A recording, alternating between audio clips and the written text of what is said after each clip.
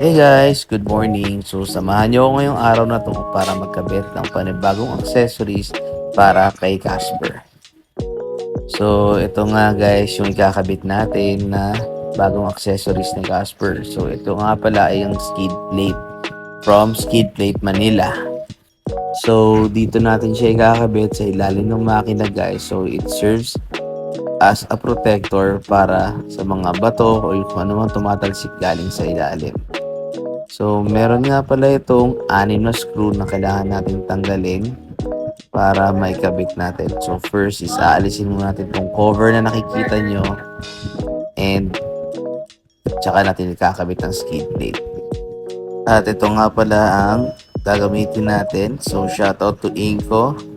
So, dito guys, nagdatag na tayo ng karton para higaan natin. So, bali nga guys, may 6 na screw. Ito yung una. Yan.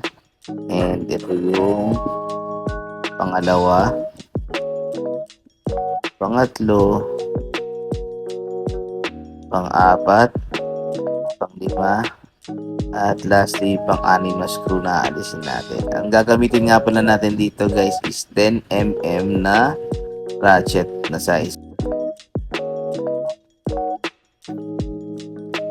And dito guys, papakita ko sa inyo, ito yung mga screw na aalisin natin para maalis yung cover. So, saktong-sakto yung 10mm dito guys. And ayan, isa-isa na natin inaalis yung cover sa ilalim.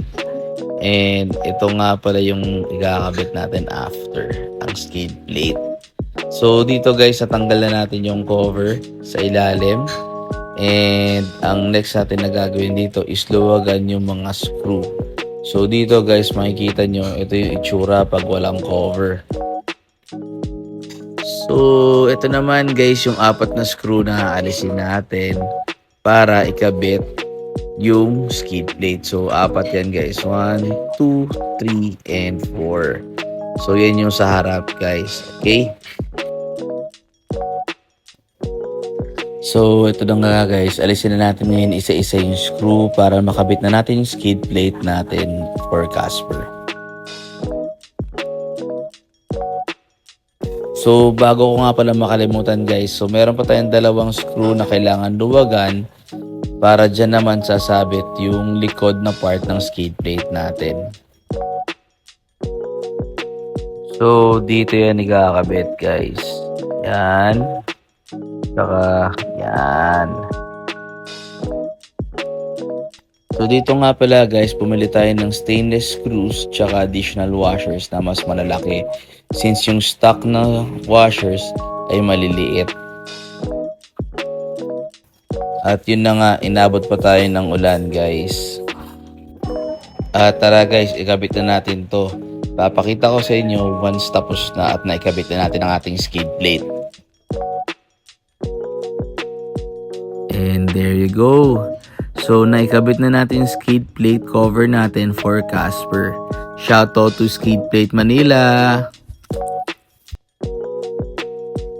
Dito nga guys, pinalitan na natin lahat ng screw ng stainless and naglagay tayo ng additional washers. So, ayan guys, kung makikita nyo, lahat yan bago ang screw. So, may problema nga pala dito. Nung binalik ko na yung cover, kalahati na lang ng skid plate yung nakikita.